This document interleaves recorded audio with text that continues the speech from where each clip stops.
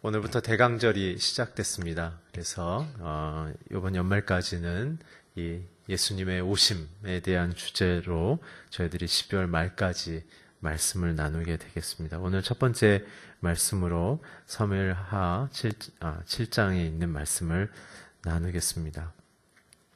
먼저 오늘 본문의 배경이 되는 사건이 있어서 7장 1절부터 3절을 자막을 통해 함께 읽어주십시오. 시작.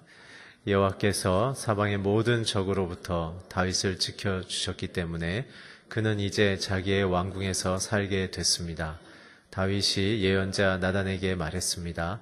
나는 여기 백향목 왕궁에 사는데 하나님의 궤는 아직도 장막에 있습니다.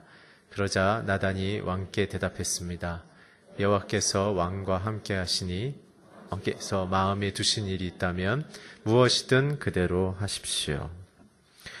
오늘 사무엘하 7장의 내용은 그런 것입니다. 하나님의 지키심과 도우심으로 다윗이 통일 왕국을 이루어가고 있고 그 하나님의 보호하심 속에 그가 이제 왕궁에 살게 되어졌다라고 이야기하고 있죠.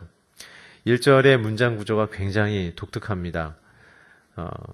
전쟁은 다윗이 했지만 전쟁에서 이긴 다윗과 그의 군대들의 승리를 성경은 다르게 표현하고 있죠. 뭐라고 얘기하고 있습니까? 주어가 여호와께서 사방의 모든 적들로부터 다윗을 지켜주셨다라고 얘기하는 것이죠. 오늘 이 본문, 이 문장이 오늘 전체 설교의 굉장한 핵심 키가 되어줍니다. 다윗의 마음에는 하나님도 고백했고 하나님에 대한 사랑도 그가 알았죠. 그러나 그가 놓치고 있었던 건 뭐냐면 자기의 인생의 주어가 여호와가 아니라 자기 자신이었다고 생각했다는 것입니다. 그의 평생 동안 그의 묵상의 잘못된 포인트는 하나님도 사랑하며 하나님의 비전도 알고 있으며 그 일에 순종하고 있지만 자신의 인생 속에서의 주어, 주체, 그리고 결정권자가 자기 자신이라고 생각한 것이 다윗의 가장 큰 실수입니다. 그가 그걸 언제 깨닫습니까? 우리아와 밧세바 두 부부의 가정을 파탄을 내고 살인하고 강간한 이후에 그는 인생의 가문의 퇴락과 수치를 경험하고 이제 마지막에 숨이 붙어있는 마지막 가운데 예배로 썼던 그의 자서전적인 시편 23편에 이르러서야 여호와께서 나의 목자 되십니다 라는 고백을 그제서야 한다는 것이죠. 그것이 저와 여러분의 인생의 현실인 것이죠. 오늘 우리가 신앙생활함에 있어서 굉장히 조심해야 될 부분은 내 인생의 주어가 누구인가라는 부분이죠. 오늘 성경은 분명히 말하고 있습니다. 다윗이 열심을 다해 주를 위해 살았고 하나님의 왕의 이름으로 전 세계에서 사회 가운데 열심을 다해 살았지만 스스로는 주어가 자신이라고 생각했지만 그러나 현실은 하나님께서 그를 사방의 적으로부터 지키고 계신다. 오늘 저와 여러분이 예수 그리스도의 오심을 맞이하는 이 대강절 첫 번째 주일날 내 인생의 주어가 예수 그리스도임을 고백하시기를 축원합니다. 오늘 그것이 참된 십자가를 만난 자들의 변화의 증거입니다. 다른 것 아닙니다. 참된 신앙인의 증거는 나의 인생의 주어가 예수 그리스도인가를 점검하시면 됩니다. 그랬을 때 다윗이 생각했던 건 무엇입니까? 하나님의 도움으로 정치적으로 외교적으로 최고의 안정기를 누리며 명예와 또한 사람들의 존경을 받고 있을 때 다윗이 생각한 것은 성전 건축이었습니다. 나는 백향목 나무가 있는 최고급 소재가 있는 이 성전에서 살고 있지만 하나님의 법궤는 그냥 남루한 텐트에 그냥 놔져 있구나. 흙바닥 위에 텐트 속에 있구나라는 거죠. 하나님을 사랑한 마음이죠. 하나님을 귀히 여기는 마음이죠. 그랬을 때 이 얘기를 했을 때 선지자 나단이 어떻게 반응합니까? 우리가 읽은 3절에 보면 왕의 마음에 있는 것을 하는 것이 하나님이 기뻐할 것입니다. 라고 얘기했습니다. 나단 또한 하나님의 선지자라고 불림을 받았지만, 맞지만 그 또한 자신의 인생의 주어가 자신이었다는 사실을 또한 발견합니다. 성경에 나오는 모든 하나님의 사람들의 모습은 이러한 약함을 갖고 있다는 사실을 잊으시면 안 됩니다. 성경에서 하나님께 순종하는 사람들을 통한 하나님의 메시지는 무엇이냐면 그들은 자격이 없지만 내가 그들을 선택해서 쓴다라는 하나님의 주도적인 선택과 사랑을 우리는 발견해야 된다는 것이죠. 오늘 나단 기도하지 않았습니다.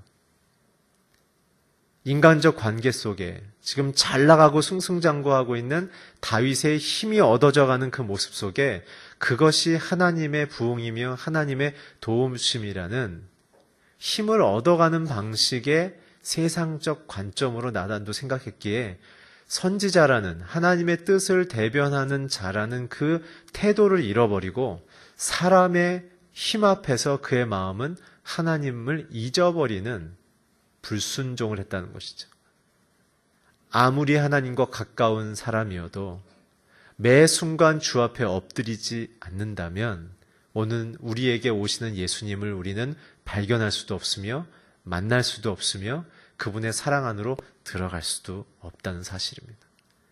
그렇기 때문에 형식화된 습관화된 신앙의 무서움은 자신의 만사형통과 자신의 안정감이 하나님의 축복이라고 생각하는 자기 우상주의의 신앙으로 빠질 수 있다는 사실입니다. 다윗이 왜 이렇게 생각했을까요? 다윗이 이렇게 생각한 자신의 신앙의 목표를 이렇게 잡은 데는 잘못된 인생의 묵상이 있어서 그렇습니다. 다윗은 인생의 시작을 광야에서 했죠. 가정의 소외감과 폭력 때문에 그는 늘 양무리를 끌고서 집을 떠나 있어야 됐고 그 이후에 왕으로 부름받았을 때도 사울의 공격과 위협 속에 그는 광야에서 20년이나 보내야 됐죠. 그 이후에 하나님의 도우심으로 왕위에 오른 이후에 그가 경험한 건 무엇입니까? 무적의 왕이었으며 또한 잃어버린 하나님의 법궤를 찾은 정치적으로도 신앙적으로도 모든 것을 회복해가는 굉장한 성취의 남자로 등장하죠. 그렇기 때문에 그의 마음속에는 상실과 외로움과 소외감과 자기 번뇌로부터 바뀌어서 하나님의 인정하심과 또한 사람들의 존경과 부러움의 자리로 급변하는 반전의 드라마가 내면적 상황에 있었다는 것이죠. 두 번째는 환경적인 면에서는 그는 광야라는 곳에서 뿐만 아니라 아둘람굼이라는 세상으로부터 버림받은 400명의 사람들과 함께 진짜 척박한 환경에서 그는 공동체 생활을 굉장히 오래 했죠.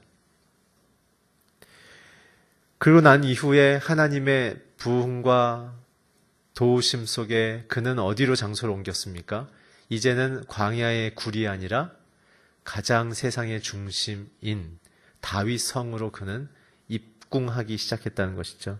세상에 최고의 재료가 있고 명예의 자리로 그는 올랐다는 것입니다. 비천한 삶의 현실에서 최고의 위상의 자리로 변화했기 때문에 다윗의 마음속에서는 하나님의 함께하심을 그는 어떻게 받아들였는가?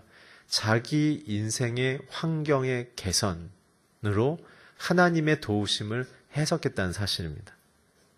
그러나 여러분 생각해 보십시오. 다윗의 인생뿐만 아니라 예수 그리스도의 메시지를 바라보면 다윗의 인생 속에 하나님을 깊이 만나고 하나님의 보호와 동행과 승리와 평안을 누렸던 것은 오히려 그는 가난함 속에 있었을 때 다윗은 큰 승리를 경험했죠. 오히려 그의 인생의 위기, 영적인 위기는 언제였습니까? 바로 부요함이 찾아왔을 때 그는 굉장한 위기에 있었습니다. 영적인 타락도 대표적으로 밧세바를 범하며 우리아를 죽인 사건의 핵심은 그의 도덕적인 윤리적인 죄가 아니라 그 밑바탕에 있는 하나님을 가볍게 여기는, 내가 이렇게 사람 하나 죽여도, 내가 이렇게 가정 하나 파탄 내도 내가 왕이니까 나만 쉬쉬하면, 그리고 더 이상 두 번째 죄를 짓지 않으면 괜찮겠지라는, 하나님이 내 인생을 감찰하시고 판단하신다라는 그 하나님의 높고 위대하심을 소홀히 여기는 그 영적인 타락은 부요함에서부터 왔다는 것이죠. 두 번째는 무엇이었습니까? 그 영적인 타락은 육적인 타락, 도덕적인 타락으로 이어져서 마지막에는 압살롬의 그 아들로부터 인해서 출발한 가문이 완전히 무너져버리는, 성적으로도 무너져버리고 왕위 계승 상태에서 집안이 완전히 무너져버리는 가문의 수치가 공개적으로 일어났던 것이죠. 오히려 다윗의 인생 속에서는 가난함 속에서는 여호와를 붙잡았지만 그의 인생의 부요함 속에서는 자신을 붙잡았습니다. 그래서 영적인 현상으로는 하나님을 경외하는 마음에서 하나님을 가볍게 여기고 소유하려는 마음으로까지 전전한 것, 바로 그것이 다윗의 젊은 날에 시편 23편을 쓰기 전까지의 성공하는 듯 하나 그 내면의 하나님과의 질서와 관계가 어그러져 있는 감추어진 인생의 절망이 오늘 사무엘하 7장을 통해 또다시 드러나는 것이죠. 이에 대한 표현으로 여호와께서 나단에게 하시는 말씀이 5절 이하부터 오늘 우리가 읽은 구절입니다. 먼저 5절부터 7절까지 함께 읽어주시기 바랍니다. 시작. 가서 내 종 다윗에게 말하여라. 나 여호와가 말한다. 내가 나를 위해 내가 있을 때 내가 이스라엘 자손들을 이집트에서 이끌어낸 그날부터 오늘까지 나는 집에 있은 적이 없고 장막이나 회막을 거쳐 삼아 이리저리 옮겨 다녔다. 내가 온 이스라엘 자손들이 옮겨 다니는 곳마다 내 백성 이스라엘을 돌보라고 명령한 이스라엘 지파 가운데 누구에게든 내가 왜 내게 백향목집을 지어주지 않느냐고 말한 적이 있느냐? 지금 무슨 얘기입니까? 나단에게 하나님께서 뭘 얘기하셨습니까? 핵심은 이겁니다. 내가 언제 너희들 보고 내 집 지어달라고 했냐? 라는 것입니다. 왜 다윗 나한테 집 지어주려고 하냐? 많은 교회들은 이 대목을 갖고 성전 건축에 대한, 성도들에 대한 헌신을 이야기하지만 정작 하나님은 오늘 본문에서 뭘 얘기하고 있냐면 너희들이 건물 지어서 왜 나를 소유하려고 하느냐? 그렇게 얘기하시는 겁니다. 오늘 다윗이 하려는 성전 건축의 의미는 무엇이냐면 홀로 하나이시고 스스로 완전하시며 스스로 어느 것에서 제한받지 않는 분을 이방의 신들처럼 신전을 짓고 그곳에 하나님을 가두며 그 하나님을 나의 필요를 채우는 하나님으로 소유하려는, 전략시키려는 다윗의 태도에 대해서 하나님이 경고하고 계시는 것입니다. 하나님은 어느 것에서도 제한받지 않으십니다. 시간도 하나님이 창조하셨으며 우주도 하나님이 창조하셨으며 세계도 하나님이 창조하셨습니다. 하나님은 어느 곳에서도 구속받지 않으시며 그분 스스로 존재하시며 그분 스스로 결정하는 것을 어떠한 것도 어떠한 존재도 영향을 줄 수 없고 뒤집을 수 없습니다. 그렇기 때문에 우리는 그분이 나의 창조주임을 고백해야만 합니다. 진정한 신앙의 핵심은 하나님이 내 인생의 주어가 되는 것과 동시에 그분이 나를 지으신 분임을 고백하는 자들이 되어져야 합니다. 그러나 오늘 다윗의 태도는 무엇이냐면 자기를 이렇게 도와줬으니까, 자기를 이렇게 변화시켜 주셨고 성공시켜 주셨으니까 나 옛날에 들판에서 굴에서 살 때 너무 힘든데 지금 하나님께서 성에 살게 하니까 너무 고맙고 편하고 행복하니까 내가 하나님을 위해서도 집 지어드릴게요 이제, 이런 거죠. 하나님께서 이 부분을 거절하셨으며 싫어하신다는 것이죠. 우리는 이런 겁니다. 하나님됨을 찬양하고 높이고 그분 되심을 우리가 깊이 고백하고 찬양하며 높이며 사랑하기보단 그분이 갖고 있는 그 어떠한 힘, 그분이 갖고 있는 그 어떠한 전능하심을 내 안에 있는 결핍과 내가 갖고 있는 어떠한 필요의 연결을 자꾸 하려는 것이 우리의 죄성이다라는 것을 말씀하고 계시는 거예요. 하나님 그분 스스로를 사랑하기를 축원합니다. 오늘 우리에게 하나님은 복을 주시면서 그분이 어떠한 분이신지를 알게 하길 원하시는 것이죠. 오늘 그것을 계속 얘기하시는 것입니다. 그래서 10절부터 15절까지 하나님께서 자기가 생각하는 집이 어떤 것인지를 이야기하십니다. 우리 길지만 10절에서 15절 같이 읽어주십시오. 시작. 그리고 내 백성 이스라엘을 위해 한 곳을 정해 그들이 뿌리박을 터전을 주고 그들이 다시는 옮겨 다니지 않도록 할 것이다. 또한 전처럼 악한 사람들이 그들을 더 이상 해치지 못하게 하며 내가 사사들을 세워 이스라엘을 다스리게 했던 때와 같지 않게 할 것이다. 내가 또 너를 내 모든 원수들로부터 구해내어 평안하게 할 것이다. 나 여호와가 직접 너를 위해 왕조를 세울 것을 선포한다. 내 날들이 끝나고 내가 내 조상들과 함께 잠을 잤다.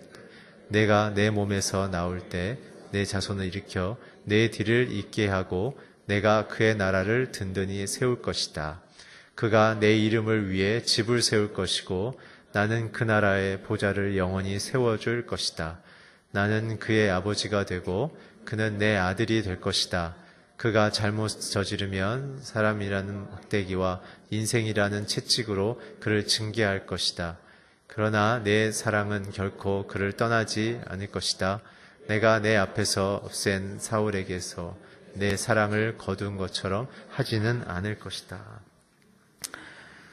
오늘 이 부분에 있어서 우리가 좀 생각해야 될 것이 있는데 오늘 하나님께서는 끊임없이 그의 백성과 약속해 주신다는 것이죠. 뭘 약속해 주시는가? 구원에 대한 부분을 약속하신다는 것입니다. 오늘 다윗, 하나님 앞에서 하나님이 선택하시고 하나님 앞에 구속받은 자들이 누리게 될 그 영원한 약속에 또한 한 사람으로 선택받게 되는 오늘 그 장면이기도 합니다. 방금 말씀드렸던 5절의 7절의 의미, 하나님을 자기의 소유로 구속하려 하며 자기가 조종하려고 하는 다윗의 그 심경 속에 하나님은 나는 너의 손에 조종되지도 않을 것이며 너에게 구속받지도 않는 나는 참 하나님임을 나단을 통해 말씀하셨습니다. 오늘 그러면서 거꾸로 이야기하시죠. 나는 너에게 나를 주겠다. 집은 짓지 말라고 하면서 다시 자신의 성전과 왕국에 대한 가문에 대한 약속을 지금 해주고 계신다는 것이죠. 오늘 이것을 이해하기 위해서는 우리가 하나님께서 우리에게 주신 언약에 대한 부분을 조금 들여다봐야 합니다. 하나님께서는 성경 안에 한 7번의 큰 언약에 대한 약속을 우리에게 주시는데 오늘 그것을 다 일일이 보지는 않을 것입니다.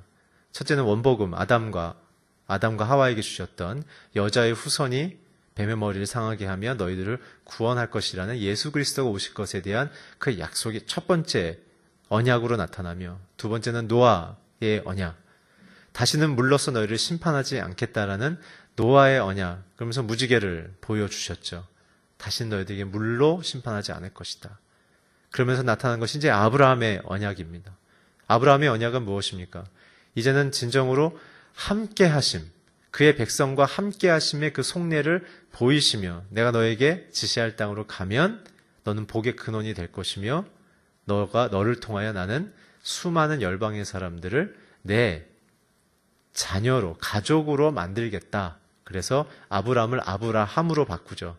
높은 아버지라는 뜻의 이름의 아브람에서 아브라함, 열국의 아버지의 이름으로 바꿔버려 주시는 것이죠.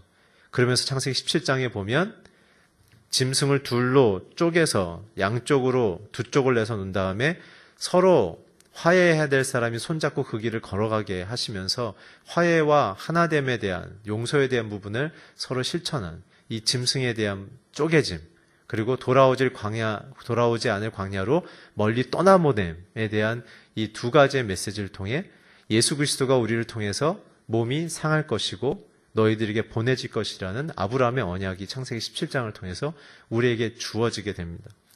그 다음에 모세의 언약이 나오죠. 모세의 언약은 좀 독특합니다. 조건절이 붙는 것이죠. 모든 언약 중에 유일하게 조건절이 붙습니다. 너희들이 순종하면 에발산과 그리즘산의 그 선포를 기억하셔야 합니다. 너희가 내 말대로 순종하면 복을 얻을 것이고 불순종하면 너희들이 심판을 받을 것이다. 행위 언약을 맺어주시죠. 나머지는 은혜의 언약이라고 부릅니다. 그리고 나서는 이제 다윗의 언약으로 넘어오게 되는 것이죠.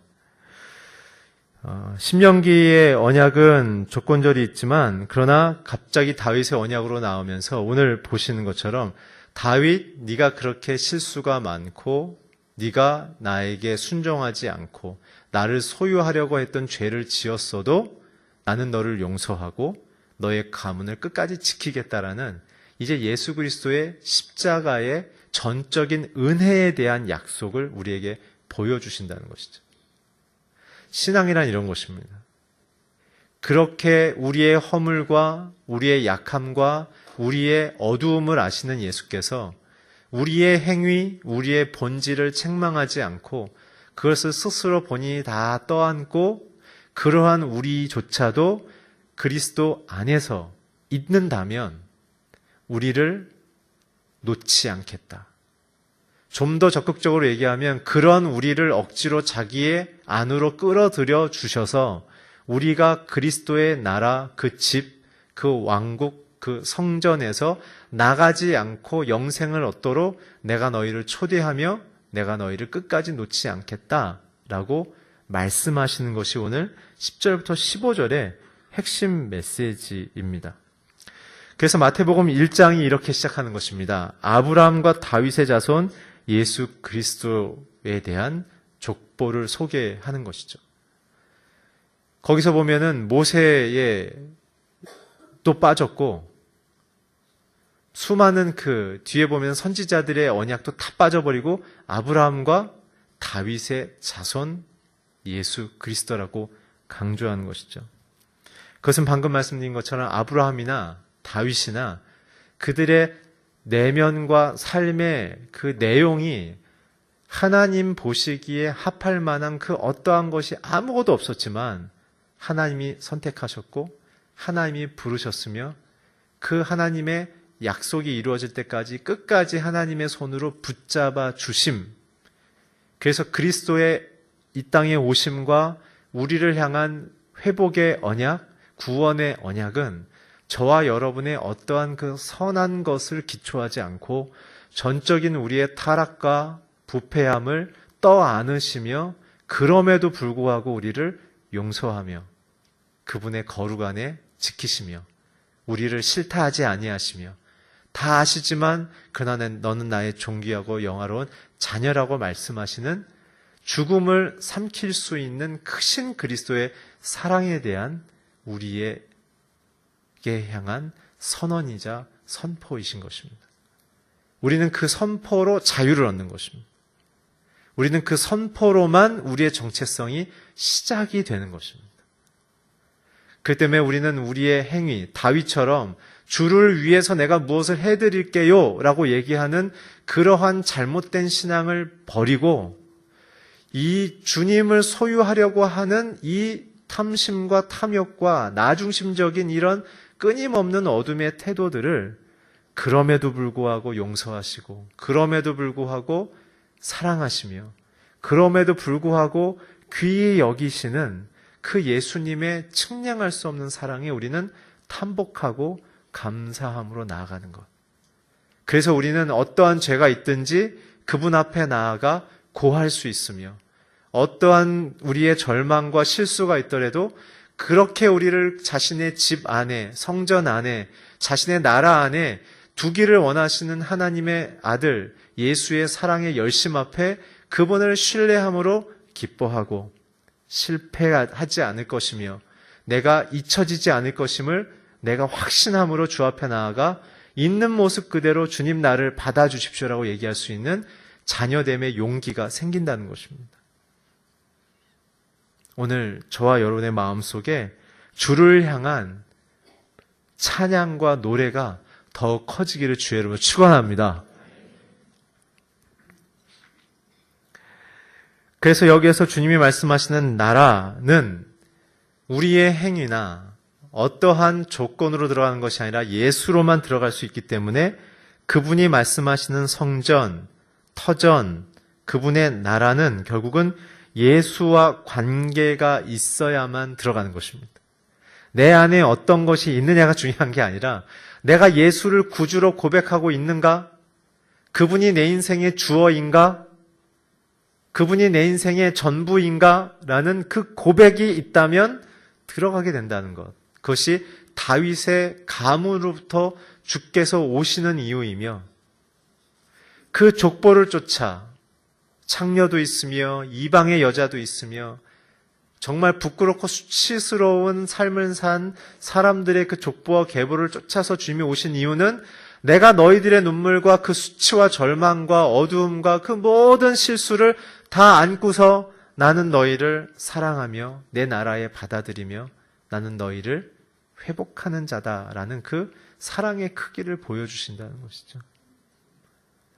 근데 저와 여러분은 자꾸 나를 바라보기 때문에 주님이 나인 것처럼 생각하는 거예요. 그래서 나도 나를 사랑하지 않는데 주님이 나를 사랑할까? 라는 자기 연민적인 신앙에 우리는 계속 빠져 있게 되는 것이죠.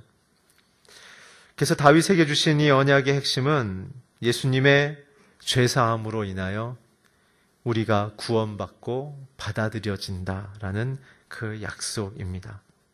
우리 한번 13절을 한 번만 다시 읽어주시기를 바랍니다. 13절 시작. 그가 내 이름을 위해 집을 세울 것이고 나는 그의 보좌로 영원히 세워줄 것이다. 이 부분과 연결되어져서 요한복음 2장 19절에서 21절에 이런 말씀이 있습니다. 함께 자막을 통해 읽어주십시오. 시작. 예수께서 그들에게 대답하셨습니다. 이 성전을 허물라. 그러면 내가 3일 만에 다시 세우겠다. 그러자 유대 사람들이 대답했습니다. 이 성전을 짓는데 46년이나 걸렸는데 당신이 그것을 3일 만에 다시 세우겠다는 말이요? 성전은 바로 자기 몸을 가리키신 것입니다. 오늘 나단을 통해 말씀하시는 여호와의 성전은 바로 예수 그리스도를 말씀하시는 겁니다. 우리의 신앙의 열심, 우리의 어떠한 봉사의 열심으로 세우는 주를 위한 그 어떠한 금자탑이 아니라 예수 안으로 들어가고 있는가 우리가? 내가 예수를 따르고 있는가? 예수만이 나의 전부인가라는 그 관계에 대한 이야기를 하고 있는 것이죠.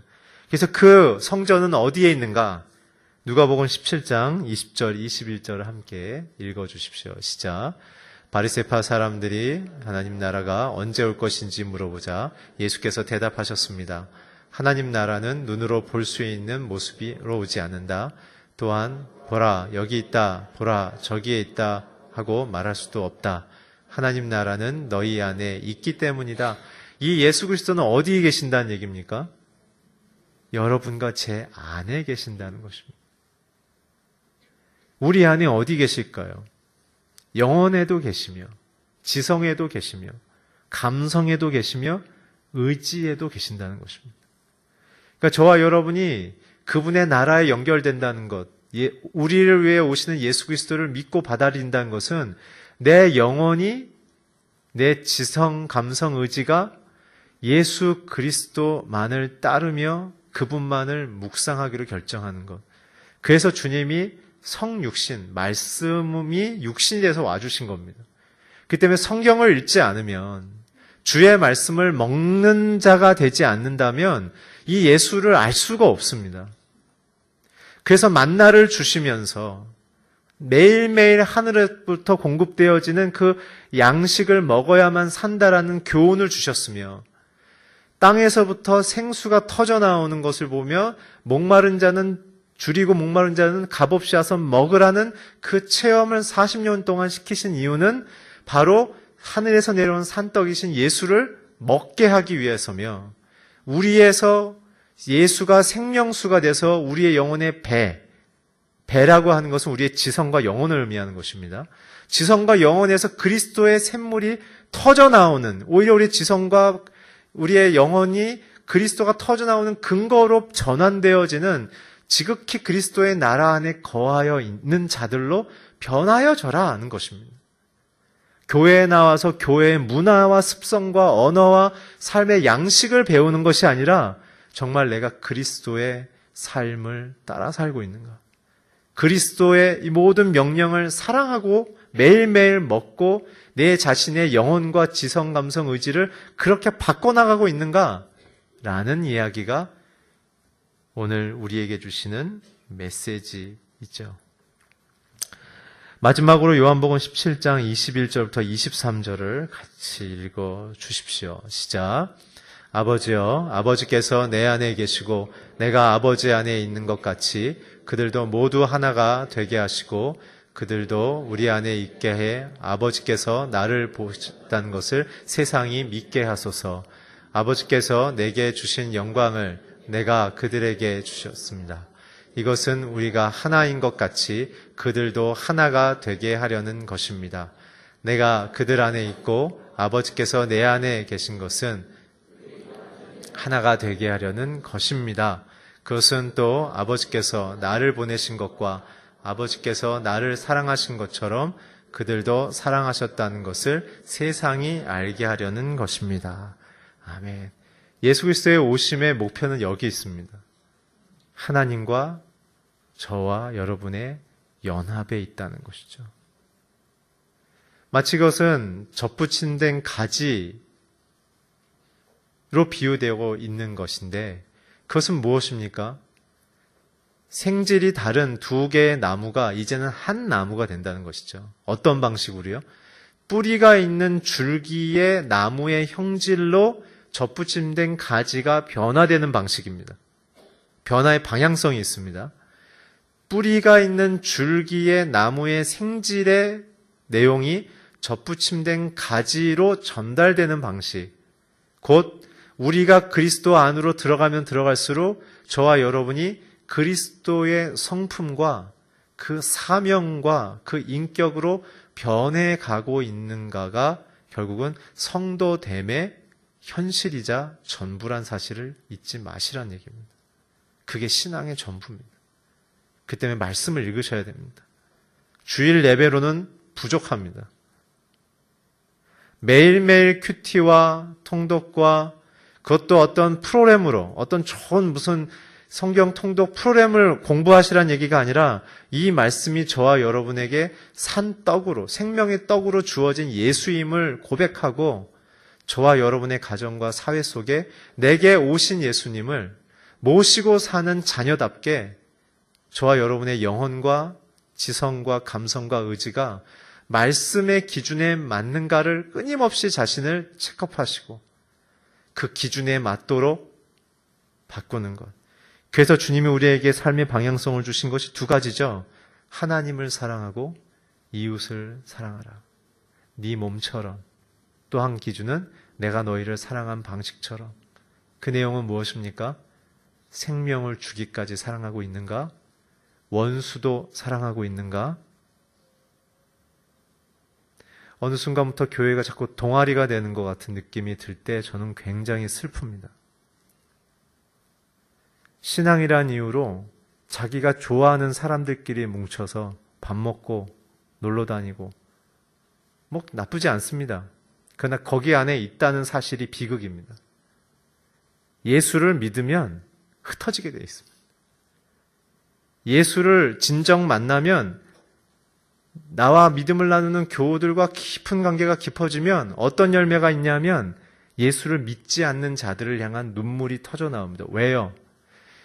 다윗처럼 하나님을 소유하려 하고 자기중심적으로 활용하려는 하나님 활용법에 눈이 먼 우리를 조차도 하나님은 용서와 긍휼과 연합으로 자기 몸 안의 일부로 받아주셨다는 사실을 깨닫게 되어지면 너무나 감사해서 너무나 고마워서 내게 오신 예수님의 방식처럼 나 또한 예수를 거부하며 예수를 따르지 않고 있는 자들을 향한 안타까운 심경과 눈물과 사랑이 터져나오게 되는 것, 그것이 참된 교회로서의 성도의 모습입니다. 오늘 저는 여러분들에게 간곡히 부탁드리고 싶습니다. 여러분들의 가정을 예수님의 심경으로 사랑하기를 축복합니다. 남편은 아내를 위해서 죽을 각오를 하시고 사랑하십시오. 아내들은 남편을 그리스도를 섬기듯 섬기십시오. 자녀들을 향해서는 십자가에 달린 예수님처럼 끊임없이 참으십시오. 그리고 죽게 맡기십시오. 그리고 세상을 향해서는 하나님의 잃어버린 영혼을 향한 그 눈물의 마음을 달라고 하십시오. 그게 기독교입니다. 나를 향한 기독교는 사실 없습니다. 우리는 주께서 알아서 돌보시는 방식으로 주와 관계하는 것입니다. 오늘 여러분들 가정에 재정과 질병과 고통과 눈물이 있다면 그것은 주 앞에 나오라는 사인입니다. 기도하십시오. 자기 아들을 주신 주께서 더 좋은 것 주지 않겠느냐고 말씀하셨던 게 예수의 말씀이셨습니다. 그러면서 먼저 그 다음 얘기가 먼저 그 나라와 그 의를 구하라고 우선순위를 정해주셨던 것이죠. 그러면 이것에 모든 것을 더할 것이다. 그것은 내가 너를 먼저 사랑하고 너에게 다윗의 자손을 통해서 다가가는 너를 향한 나의 사랑의 열정을 믿는다면 나는 너의 모든 염려와 눈물을 이미 알고 돌보는 자다. 이제는 자녀답게 나와 함께 살지 않겠느냐? 오늘 주님의 우리를 향한 축복의 다가오심입니다. 오늘 각 자리에서 각 위치에서 하나님의 자녀답게 영광을 누리시고 명예롭게 사시며 주의 돌보심과 치유와 회복을 경험하시기를 주의 이름으로 축복합니다. 기도하겠습니다. 하나님, 주님을 더욱 사랑하게 하시고 하나님을 하나님답게 여기게 하시며 아들을 주신 사랑 앞에 우리가 의심하지 않고 내 모든 것을 주님의 사랑 안에 복되게 바꾸실 주님을 의지하는 마음속에 하나님 예수 그리스도의 그 연합과 사랑 안에 주님을 환영하며 모셔드리게 하여 주시옵소서. 예수 그리스도의 이름으로 기도했습니다. 모두 그 자리에 함께